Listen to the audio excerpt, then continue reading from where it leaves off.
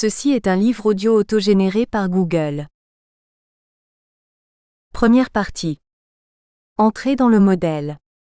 Les discours sur le développement durable sont marqués par une forte préoccupation pour la satisfaction des besoins des générations actuelles et de ceux des générations à venir. Ils se réfèrent ainsi à la définition proposée dans le rapport Brundtland de 1987, qui sous-entend qu'un environnement dégradé et appauvri ne sera plus en mesure de garantir un développement économiquement viable et socialement acceptable.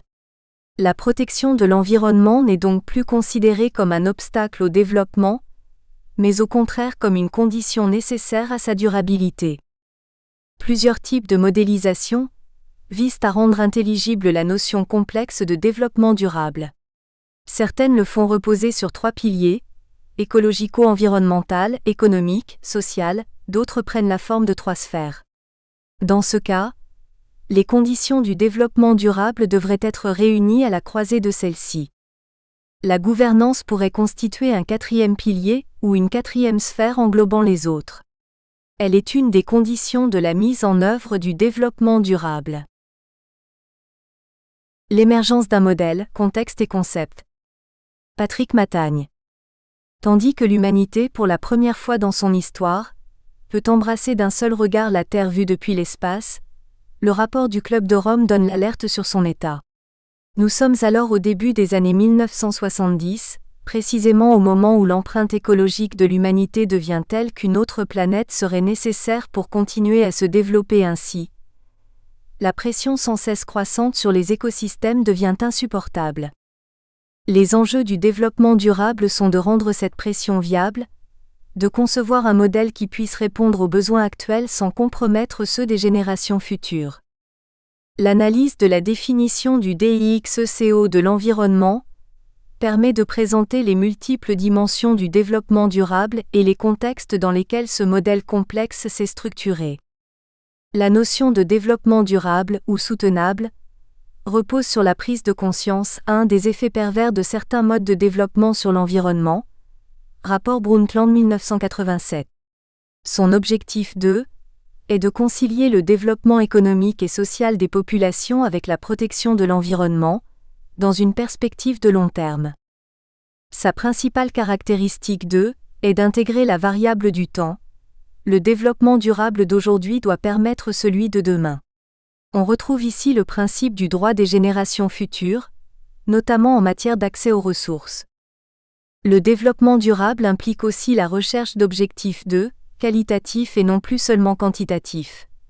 Il s'agit de produire mieux et non pas plus. Enfin, c'est un mode de développement qui se veut adapté aux conditions locales, contrairement au modèle industriel occidental, tout en tenant compte des solidarités globales. Le discours sur le développement durable, 3, fait l'unanimité dans les pays développés, permettant le rapprochement entre les défenseurs de l'environnement et les acteurs du développement économique, auparavant adversaires irréductibles. 3. Cette définition est loin d'être la seule. Celle de l'UICN en 1991, Union internationale pour la conservation de la nature, du PNUD en 1992, Programme des Nations Unies pour le développement, ou encore de l'OCDE en 2001, Organisation de coopération et de développement économique, etc., manifestent la diversité des interprétations et des jugements. Les acteurs sont nombreux à nourrir le modèle. 1. Une prise de conscience. 2 ouvrages américains traduits en de nombreuses langues ont rencontré un large public. Le premier sur les menaces que font peser sur les écosystèmes des pesticides comme le DDT, Rachel Carson, Silent Spring 1962. Le second sur les conséquences de la démographie galopante des pays du Sud, Paul Ehrlich, The Population Bomb 1968. Dans le contexte de la guerre du Vietnam, considéré dès 1970 comme le premier écocide, le monde occidental est frappé par la fragilité du petit monde clos qu'est la Terre vue depuis le module Apollo. De plus, d'impressionnantes catastrophes écologiques d'origine anthropique marquent les années 1960 à 1980. Sur fond de crise économique durable, les générations d'après la bombe réalisent alors que le modèle occidental ne tient pas ses promesses: croissance, plein emploi, qualité de vie, santé, sécurité. C'est alors que le toujours plus de productivité, de consommation, est remise en cause au profit de la recherche d'un mieux-être. Croissance et développement tendent à devenir antithétiques. Cette question est au centre des préoccupations de la première conférence des Nations Unies sur le développement de Stockholm, 1972. Le croisement des problématiques économiques et environnementales par la Commission mondiale de l'environnement et du développement porte ses fruits en 1992, à la conférence des Nations Unies sur l'environnement et le développement de Rio de Janeiro, le sommet de la Terre. La même année est créée la Commission mondiale du développement durable, thème central du sommet de Johannesburg en 2002. Des termes comme écologie, inventé en 1866, environnement, introduit dans le vocabulaire des géographes en 1921, patrimoine, biodiversité 1986, Sustainable Development 1980, devenu en français développement soutenable, puis durable, connaissent un grand succès mais risquent de devenir solubles dans la communication. 2. Objectifs et caractéristiques du développement durable. On peut considérer que l'objectif principal du développement durable est de réduire notre empreinte écologique. Il sera atteint quand des agendas 21 auront traduit dans les faits les principes du développement durable à différentes échelles, locales ou globales. L'empreinte écologique représente la superficie nécessaire aux besoins d'une population donnée. Selon la méthodologie introduite en 1994 par deux chercheurs canadiens, William Reyes et Matthijs Wackernagel, il s'agit d'évaluer la surface productive nécessaire à une population pour répondre à sa consommation de ressources, alimentaires, énergétiques et à ses besoins d'absorption de déchets. L'empreinte est alors la somme de 6 éléments: surface agricole, de pâturage et marine nécessaire à l'alimentation, surface forestière nécessaire à la production de bois et de papier, surface bâtie pour le logement et les infrastructures, surface de forêt absorbant les émissions de dioxyde de carbone dues à la consommation d'énergie. Si on divise le résultat par le nombre de terriens, le seuil disponible au-delà duquel la capacité biologique de la planète est dépassée est de l'ordre de 2 hectares. Elle était de 2,85 hectares en 1996. Ainsi, l'empreinte écologique peut représenter un nouvel outil de planification pour les territoires. En moyenne, celle d'un Nord-Américain est de 10 à 12 hectares, celle d'un Européen est d'environ 5 hectares, celle d'un Africain de 0,5 hectares. Il serait donc nécessaire de coloniser une autre planète pour continuer à se développer durablement selon le modèle occidental, car l'empreinte écologique globale de l'humanité dépasse de 20% à 30% les capacités biologiques de la Terre, qui ont pourtant augmenté. Notons que la Chine est en train d'augmenter considérablement son empreinte écologique. Le WWF France a calculé l'empreinte de certaines villes, 6 hectares par habitant à Paris, 5,2 hectares à Besançon, etc. Ce calcul, issu d'une analyse des modes de gestion, fournit un outil stimulant pour la préparation d'agendas 21 locaux visant à réduire l'empreinte écologique urbaine. L'agenda 21, ou Action 21, document monumental de 245 pages, est un vaste programme incitatif servant de référence pour comprendre et identifier les initiatives à entreprendre pour un développement durable au XXIe siècle. Il repose sur une armature de 4 sections qui traitent des dimensions sociales et économiques, de la conservation et de la gestion des ressources aux fins du développement, du renforcement du rôle des principaux groupes, des moyens d'exécution, qui dépendent de la volonté des États. Ces sections sont structurées en chapitres, 7 à 14. Chaque domaine d'activité fait l'objet d'une estimation financière pour la période 1993 à 2000. Le financement est prévu par le chapitre 33, page 215, Ressources et mécanismes financiers. Ainsi, selon le chapitre 9, Protection de l'atmosphère, section 2, environ 640 millions de dollars par an, issus de la communauté internationale, devraient être consacrés à améliorer la base scientifique nécessaire à la prise de décision. Le célèbre principe du pollueur-payeur est énoncé dans le chapitre 20. Le constat fait à Kyoto en 1997 est que l'agenda 21 ne constitue qu'un catalogue de vœux pieux. Cependant, des agendas locaux sont mis en œuvre, notamment pour une gestion durable des villes. Ils représentent autant de formes d'adaptation par les collectivités territoriales. 3. Le discours sur le développement durable. Le discours sur le développement durable ne fait pas l'unanimité au Nord, contrairement à ce que suggère la définition du DIXECO. Du reste, le développement durable pourrait se muer en simple objet de communication. Selon des écologistes lassés d'entendre des paroles non suivies des faits, le développement durable ça n'est pas seulement mal parti, c'est fini avant d'avoir commencé. Ils déplorent l'abandon du concept d'éco-développement proposé par Ignatzi Sachs, dont la dimension écologique aurait été écartée du nouveau modèle. Parmi ceux qui recherchent une autre alternative, un mouvement qui s'inscrit dans le paysage des militants altermondialistes prône la décroissance soutenable. Partant du fait que moins de 20% de la population mondiale consomme plus de 80% des ressources, il constate après d'autres que ce surdéveloppement des plus riches est intolérable pour la biosphère, pour un avenir vivable, viable et équitable. Cette évidence mathématique conduit à prôner la décroissance pour les surconsommateurs et les surproducteurs. Partager et réduire sa consommation sont sans doute des options ou des décisions politiquement incorrectes. L'échappatoire classique consiste à rechercher des solutions techniques. Inciter les citoyens à pratiquer le tri sélectif des déchets au lieu de les réduire, créer la pastille verte et le pot catalytique pour les automobiles au lieu de promouvoir la marche, la bicyclette et l'usage des transports en commun. Le développement durable ne nourrirait-il pas l'illusion d'une croissance éternelle ? Existe-t-il une autre manière de réduire l'empreinte écologique que d'agir sur le train de vie du Nord ?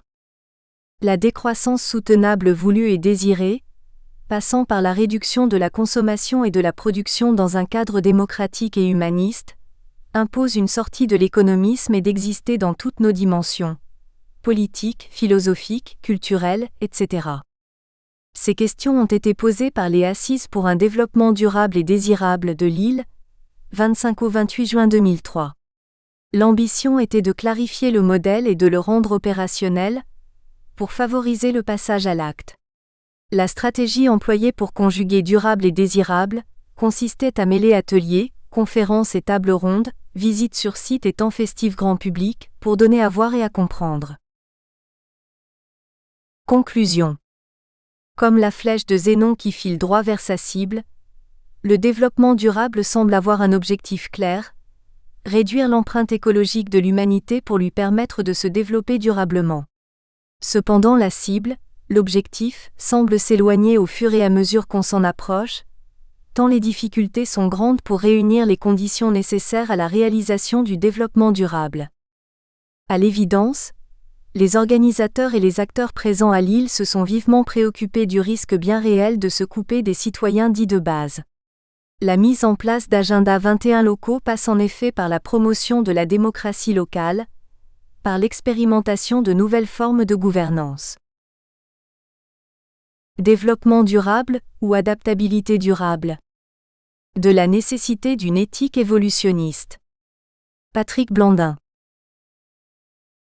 Introduction. Au cours du XX siècle, est née l'angoisse de voir les humains devenir capables d'exterminer leur espèce de façon insidieuse en épuisant des ressources indispensables. De plus en plus nombreux, ils pillent et polluent une biosphère qui ne fait plus face et s'efface. Comme l'avait écrit en 1973 Roger Haim, l'un des grands acteurs français de la protection de la nature, quand la nature aura passé, l'homme la suivra. Qu'importe. La fécroissance fait toujours la une des discours politiques. Ces absences excusent l'inefficacité des pouvoirs aussi bien qu'elles justifient les promesses de jours meilleurs. La ronde mondiale des échéances électorales assure la durabilité de ce mythe. L'ineptie en a pourtant été maintes fois dénoncée. En effet, l'empreinte écologique de l'humanité sur la planète ne peut croître indéfiniment. Même si le nombre des humains se stabilisait un jour, la mondialisation du modèle occidental de gaspillage continuera de réduire l'étendue des systèmes écologiques et d'abaisser leur efficacité à produire, en quantité et en diversité, les ressources dont nous aurons toujours besoin. Les humains, il ne faut pas l'oublier, sont encore et pour longtemps des animaux dépendants comme les autres de la nature. Et ils en dépendent non seulement dans leur animalité intrinsèque, mais tout autant pour les activités spécifiques qu'ils ont développées au cours de leur évolution si particulière. Pour exorciser la peur de l'extinction de l'espèce humaine, dont on sent confusément la venue, À cause des effets pervers de la croissance, l'on convoque maintenant un jeune magicien, le développement durable. Les esprits simples pensent qu'ils possèdent la recette pour que dure la croissance. Discours de politique et discours d'entrepreneurs, dans des amalgames cacophoniques, marient allègrement la fée et le magicien.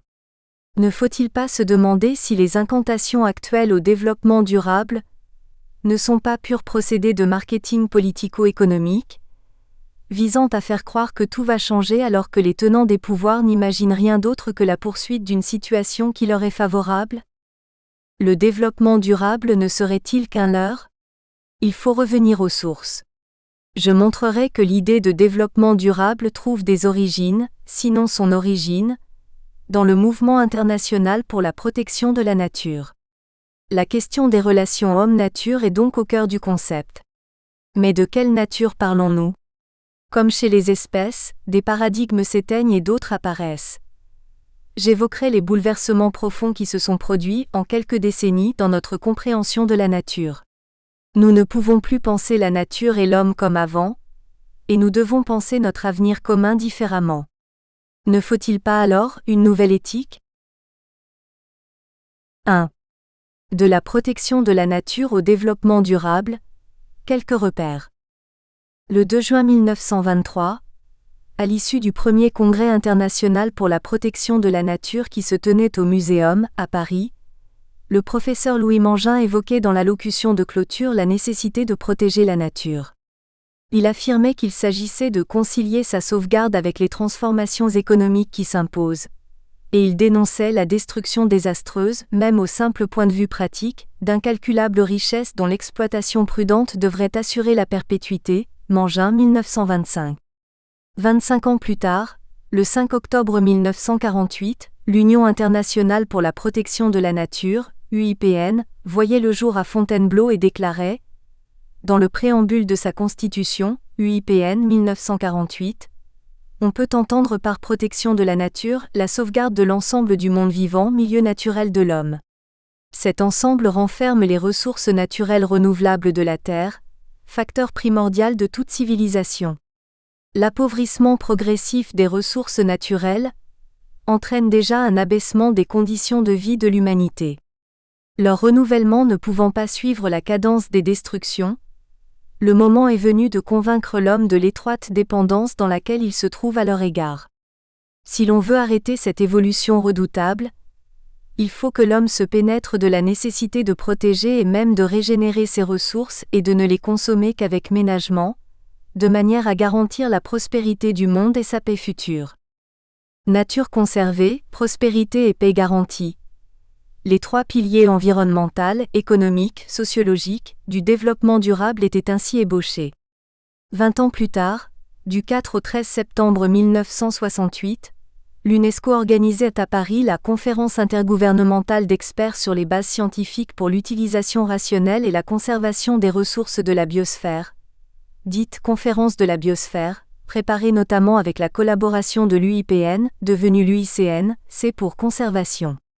Comme l'a souligné l'un des principaux acteurs de cette manifestation, Michel Baptiste, 1993, ce fut le premier forum intergouvernemental discutant et promouvant l'idée de développement durable, sans que l'expression y soit explicitement établie. La conférence de la biosphère affirma que l'utilisation et la conservation des ressources terrestres et aquatiques devaient aller la main dans la main, au lieu de s'opposer, idée qui aujourd'hui encore est loin de faire l'unanimité.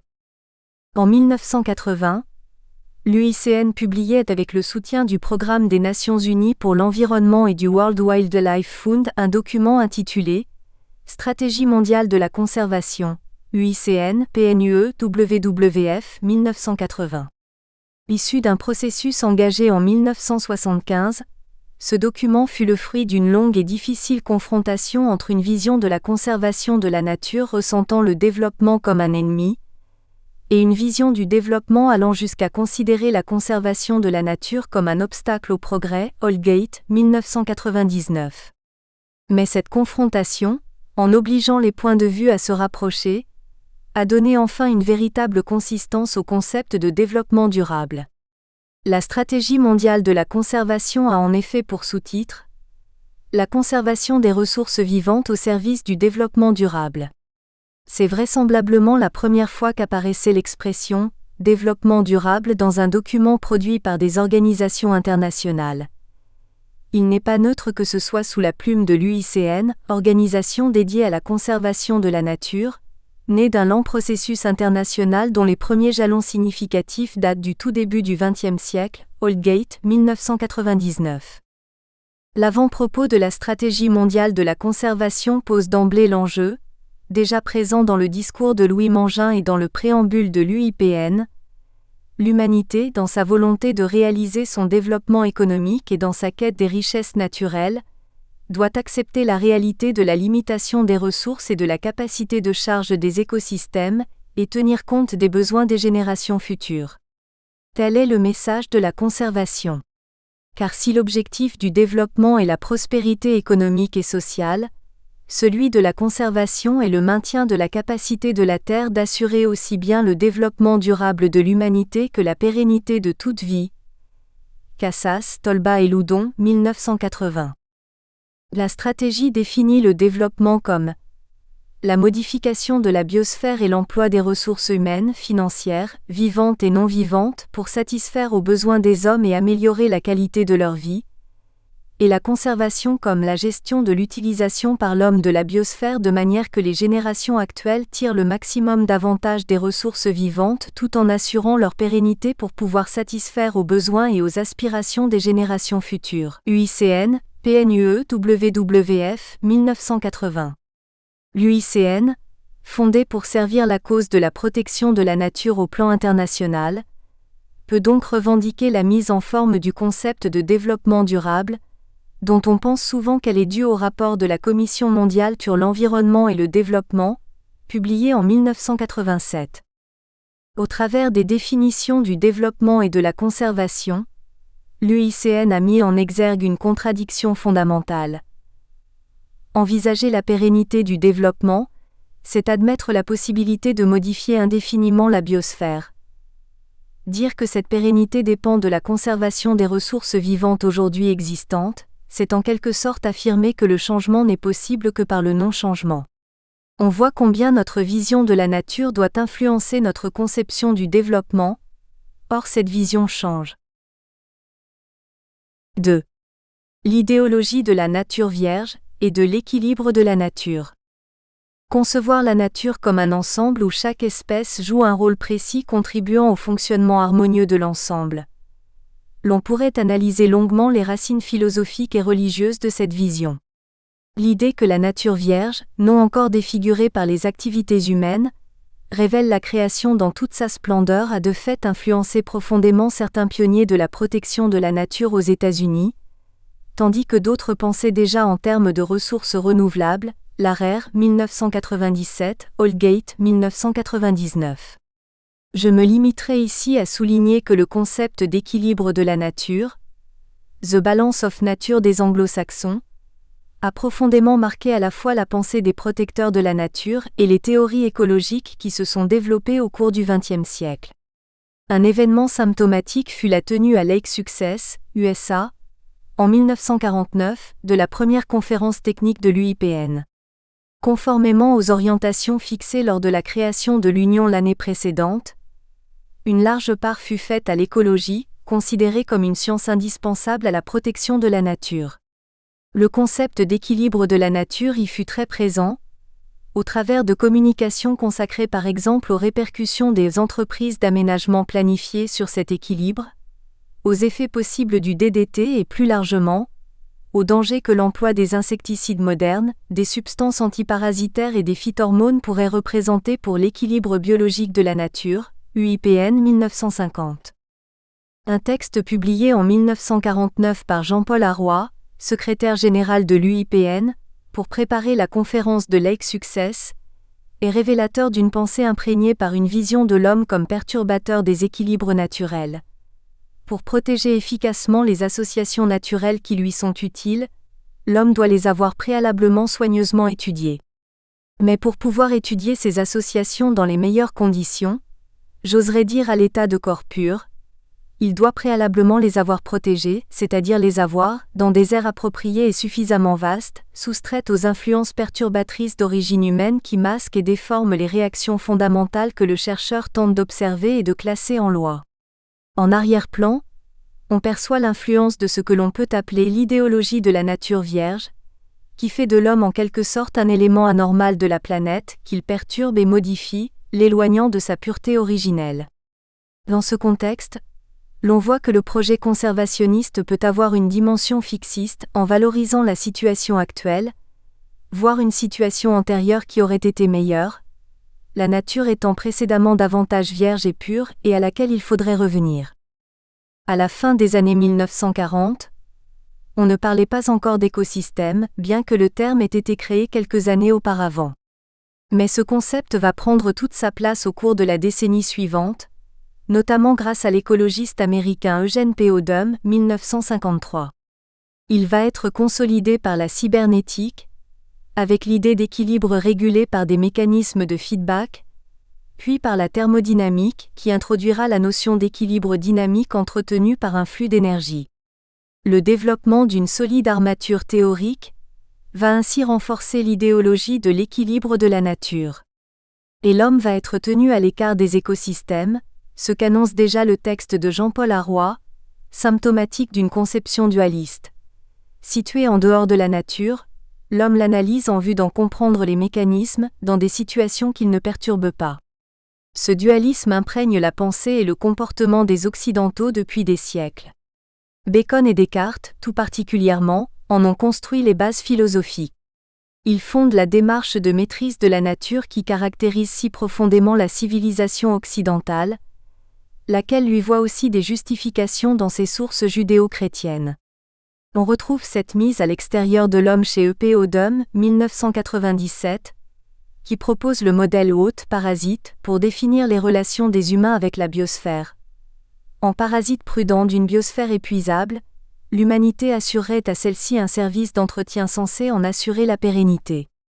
Le développement durable ne serait-il que le maintien de l'équilibre précaire entre un parasite et son hôte, vision bien peu poétique, ou les retrouvailles dans un équilibre harmonieux au relent d'âge d'or, d'une humanité se réconciliant avec une nature restaurée dans ses conditions initiales de pureté?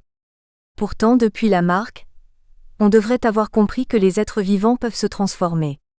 Et surtout, il faut prendre conscience que depuis peu de décennies, les sciences de la nature nous donnent de celle-ci une image bien différente, qui renvoie l'idée d'équilibre au musée des idées dépassées. 3. Le paradigme du co-changement. Aujourd'hui nous arrivent les vieilles images des premiers moments de l'univers et en même temps, de plus en plus jeunes, celles de son évolution. Les sciences reconstituent peu à peu le déploiement d'une histoire unique. Parmi des milliards et des milliards d'événements, la formation de notre système solaire, dont la Terre avec ses océans, ses continents, son atmosphère. Les plaques continentales se fragmentent, se déplacent, se rejoignent, des chaînes de montagnes se forment, des plateaux se surélèvent, des bassins s'effondrent. Des mers disparaissent, des océans s'étendent. L'érosion produit d'immenses quantités de sédiments, repris dans les mouvements de l'écorce terrestre. Des îles surgissent au cœur des océans. De gigantesques éruptions volcaniques modifient le climat, épandent d'incroyables épaisseurs de roches. Une énorme météorite percute la Terre. Les climats changent. Plus ou moins cycliquement, la distance moyenne de la Terre au Soleil varie, phénomène qui provoque de considérables oscillations climatiques. Des glaciers se développent puis fondent, entraînant des variations importantes du niveau des mers. Né vraisemblablement de la capacité de certains assemblages chimiques à S'-auto-reproduire, la vie se déploie en multiples combinaisons, d'abord dans les eaux, puis sur les terres, constituant des systèmes écologiques de plus en plus diversifiés au fur et à mesure qu'elles s'installent dans de nouveaux espaces. La planète change, la vie change en conséquence et elle contribue en retour au changement de la planète. Ainsi, très tôt, ces échanges gazeux vont modifier profondément la composition de l'atmosphère, ce qui va conditionner son installation en milieu terrestre. Sur les continents, les écosystèmes vont modifier les processus érosifs, constituer des sols mêlant intimement matière minérale et organique. Flore et faune se succèdent, au rythme des changements que provoquent les cassures, les déplacements et les collisions des continents, au rythme aussi des changements climatiques. De nouvelles formes de vie apparaissent, d'autres s'éteignent. À plusieurs reprises, les extinctions ont été si importantes, en peu de millions d'années, que l'on parle de crise de la biodiversité. Les organismes vivants ont pour propriété fondamentale la capacité de se reproduire à l'identique. Mais la vie s'est maintenue, jusqu'à présent, parce que les êtres vivants et les systèmes écologiques qu'ils forment ont eu la capacité de changer. Cette adaptabilité est possible parce que les êtres vivants sont divers, parce qu'ils forment des systèmes écologiques variés, donc parce qu'il existe des processus de diversification. Auto-reproduction, capacité de diversification, adaptabilité, telles sont les trois propriétés fondamentales de la vie qui conditionnent sa durabilité. Longtemps, les écologistes, marqués par l'idée d'équilibre et de stabilité, ont affirmé que la diversité des espèces garantissait la stabilité des écosystèmes. Cette idée court encore, bien que son manque de fondement sérieux, théorique et empirique, ait été souligné il y a déjà près de 30 ans, Goodman, 1975. La planète Terre et la vie qu'elle porte parcourent au fil du temps une histoire faite de changements de plus en plus intimement imbriqués, entre le vivant et le non-vivant. Un mot pour caractériser cette histoire, le co-changement. Celui-ci existe évidemment au sein même du vivant. Certains systèmes écologiques, en effet, regorgent de cas où des espèces sont étroitement adaptées les unes aux autres. Ces situations résultent de processus d'évolution qui se déterminent de façon réciproque. Le co-changement peut aller jusqu'à la coévolution. L'espèce humaine est elle-même issue de changements dans une lignée animale, et les humains se sont maintenus en changeant. Ils ont même si bien réussi qu'ils deviennent aujourd'hui, collectivement, un facteur majeur du changement planétaire, au point que l'on craigne qu'ils ne détruisent non pas des équilibres, mais la capacité même de la vie à continuer d'évoluer, donc d'exister. Certains les accusent de provoquer en quelques décennies la pire crise de la biodiversité qu'ait connue la Terre.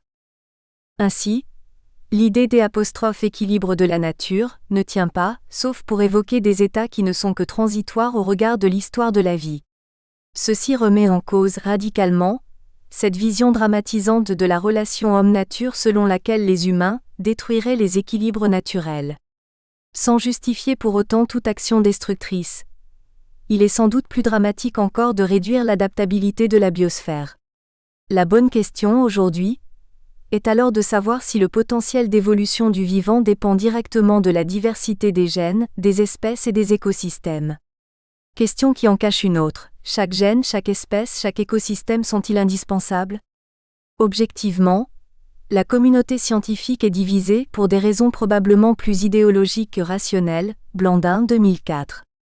Quoi qu'il en soit, la problématique de la durabilité de la biosphère, humain compris, doit être posée dans le cadre du paradigme du co-changement, c'est-à-dire de la transformation conjointe de la planète et de son tissu vivant. Ceci oblige à renouveler le débat éthique qui sous-tend la question des rapports homme-nature. 4. La nature, quelle valeur? Les entités naturelles auraient-elles pas une valeur en elles-mêmes, une valeur intrinsèque? Valeur d'existence à l'échelle de l'individu, valeur de vie à l'échelle de l'espèce, les individus ayant pour finalité la reproduction, les philosophes en débattent, Larère, 1997. Cette vision biocentrée est légitime et ne manque pas de noblesse. Mais le risque est encouru d'un intégrisme de la valeur intrinsèque, qui, au mieux, sacraliserait la nature pour en imposer le respect absolu, et qui, au pire, prônerait l'idée que l'homme est somme toute négligeable dans l'histoire de la vie et peut bien disparaître. Certains allant jusqu'à dire que c'est ce qui pourrait arriver de mieux à la nature. Le temps est passé où les protecteurs de la nature parlaient seulement au nom de la morale et de l'esthétique. Il n'est guère à l'honneur de l'homme de devoir ainsi admettre que ces deux valeurs humaines, parmi les plus pures et plus élevées, n'ont cependant sur son comportement qu'un pouvoir déterminant incontestablement faible. Aujourd'hui, l'heure est venue d'invoquer en faveur d'une vaste action conservatrice des sols, des couverts végétaux et des faunes sauvages, un ensemble d'arguments à caractère anthropocentriquement utilitaire, donc convaincants pour les masses. Ainsi s'exprimait Jean-Paul Arroy, le secrétaire général de l'UIPN, en 1949. De la sorte, Il mettait en avant l'idée que la nature doit être protégée en raison de son utilité davantage que pour les satisfactions esthétiques qu'elle procure ou pour des raisons morales qui accorderaient à la nature une valeur en soi. Aujourd'hui, dans une culture dont les supermarchés sont l'emblème, on n'hésite pas à parler prosaïquement des services rendus par les écosystèmes et par la biodiversité, services que les économistes tentent de chiffrer.